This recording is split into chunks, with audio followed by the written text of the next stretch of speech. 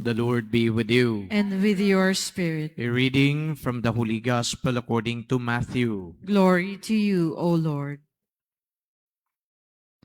Some Pharisees approached Jesus and tested him, saying, "Is it lawful for a man to divorce his wife for any cause whatever?" He said in reply, "Have you not read that from the beginning the Creator made them male and female and said, 'For this reason a man shall leave his father and mother and be joined to his wife, and the two shall become one flesh.'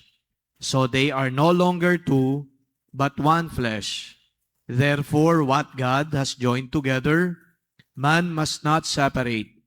They said to him, "Then why did Moses command that the man give the woman a bill of divorce and dismiss her?"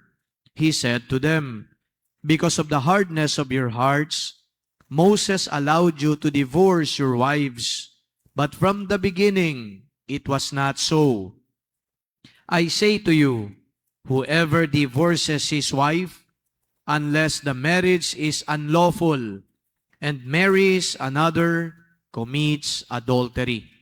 His disciples said to him, "If that is the case of a man with his wife, it is better not to marry." He answered, "Not all can accept this word, but only those to whom that is granted. Some are incapable of marriage because they were born so. Some because they were made so by others. Some because they have renounced marriage for the sake of the kingdom of heaven. Whoever can accept these ought to accept it." The Gospel of the Lord. Praise to you, Lord Jesus Christ. Magandang tanghali po sa inyong lahat. Many of you already know who Saint Maximilian Kolbe is.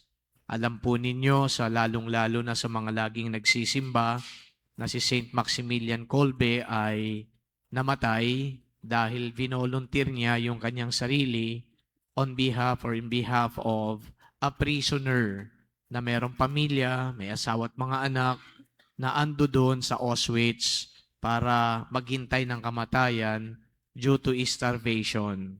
Alam din ninyo siguro na si Saint Maximilian Kolbe ay isa pong Franciscan. Alam ninyo rin siguro na si Saint Maximilian Kolbe ay isang Polish.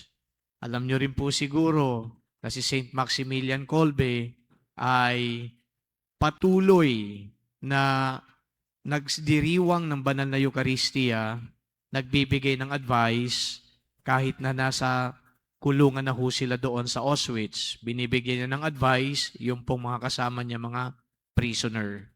Ngunit may ilang mga detalye po dito na maganda din pong maintindihan o malaman at maintindihan dahil ito'y nagpapahayag na sa murang gulang ni Maximilian Kolbe, mukha yatang ito ay meron na pong biyayang ipinagkaloob.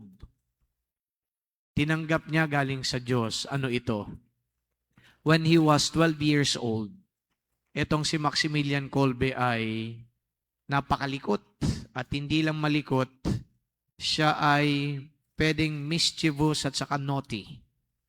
Kaya yung kanyang nanay, parang walang gana sa kanya, nawawalan ng tiwala at tinanong siya, "Ano kayang mangyayari sa'yo paglaki mo?" Pagkatapos na tinanong siya nung kanyang nanay ng ganong mga pananalita, yung sumunod na mga araw, biglang nag-iba si Maximilian Kolbe. Nung una, sabi ko sa inyo, siya ay mischievous, naughty, hindi ko alam kung siguro mga pilyong mga apo ninyo, anak ninyo, parang ganun siya. Nagtaka yung nanay, bakit nagkaganyan ka? May sakit ka ba? Anong nangyari sa'yo? At parang biglang-bigla kang nagbago. Overnight ang yung pagbabago. Alam mo, sagot ni Maximilian, sabi niya, nung tinanong ninyo ako, napaisip din ho ako eh. At tinanong ko din yung sarili ko, ano kaya mangyayari sa akin?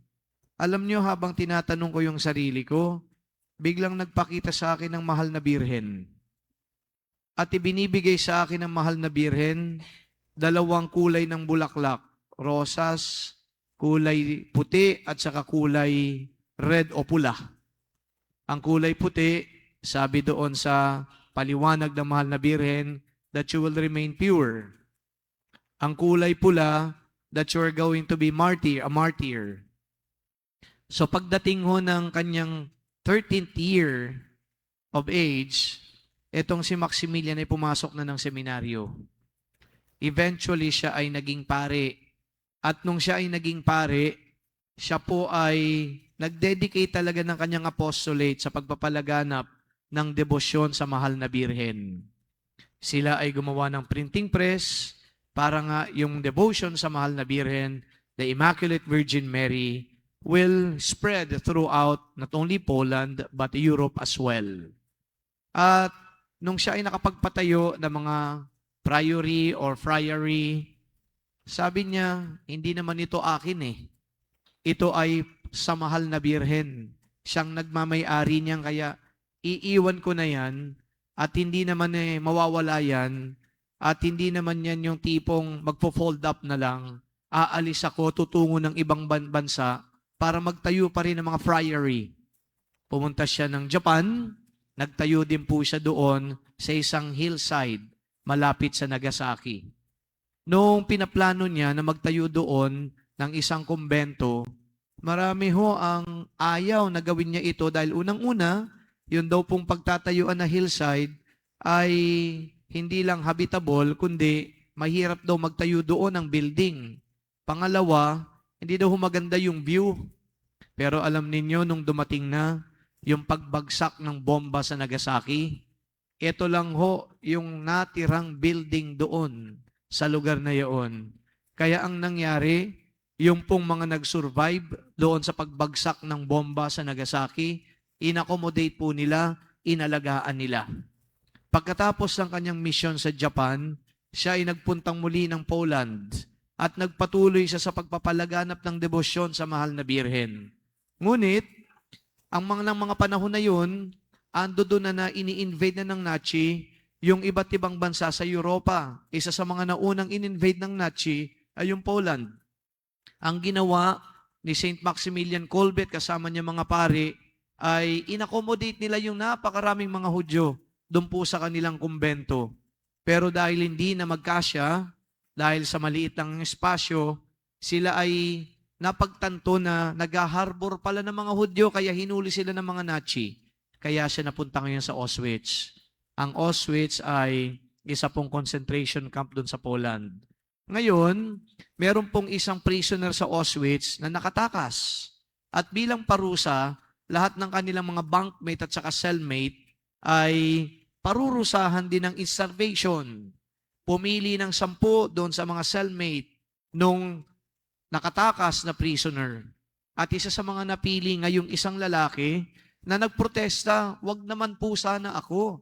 Dahil meron po akong pamilya, naghihintay yung mga anak ko at saka naghihintay yung mga anak ko at saka asawa ko. At sinabi ni Saint Maximilian Kolbe, instead of him, ako na lang ang piliin mo. Nagtanong ngayon yung Nazi, yung guard. Sabi, sino ka ba at ano ka ba? At bakit ginagawa mo ito? And he answered, I'm a Roman Catholic priest. Mukhang nabigla pa yung Nazi, yung guard. Pero sabi niya, kung yan ang gusto mo, so ikaw na sa pwesto nitong lalaking ito. So for days, they were starved, hoping to die. Pero alam ninyo, nawala na isa-isa yung mga kasamahan niyang 10. Etong si Maximilian Kolbe, buhay pa rin. Buhay pa rin. Kaya nung nakita ng mga Nazi, ba't hindi pa namamatay ito? Yung mga kasama nito ay patay na. Antibay naman nito.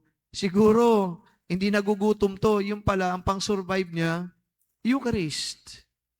Lagi siyang nagdadasal, nagbimisa pa.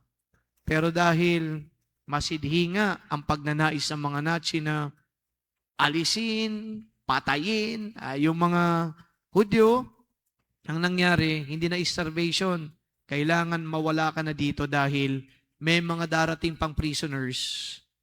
At wala na tayong lugar, kayo mga katulad dito ay dapat mamatay na o patay na. Kaya siya ay tinurukan ngayon ng carbolic acid at siya ay namatay. And now, Maximilian Kolbe, for his heroic deeds, is recognized by the church as a martyr. Yan po ang ilang detalye sa kanyang buhay. Yung courage niya na harapin ang kamatayan, yung kanyang paglilingkod sa kapwa, yung kanyang pagmamahal sa mahal na birhen, yung kanyang pagmamahal sa banal na Eucharistia, yung kanyang patuloy na pagbimisyon sa pamamagitan ng pagmimisa, pagka-counsel, pagbibigay ng advice, ginawa po niya ang lahat ng ito. Tunay ngang matapang at may paninindigan ang paring ito. He is a modern day martyr in a sense. Nangyari lang ho yan 1930s, nung Second World War. Kayong po nung nire-reflect ko ito, meron pa kayang mga pari na katulad niya? Meron pa kayang mga pari na yung ganong dedication at sa ganong tapang ay makikita pa rin sa kanila? We can only wish. We can only wish. That's why, as we celebrate His martyrdom, yun po ang dasal natin, that God may give us courageous witnesses of the faith. At sana, hindi lang yan mga witness na galing sa hanay ng mga pari. Sana sa hanay din ng mga laiko na katulad ninyo, merong tapang at paninindigan, merong pagmamahal sa kapwa, at higit sa lahat, pagmamahal sa Diyos.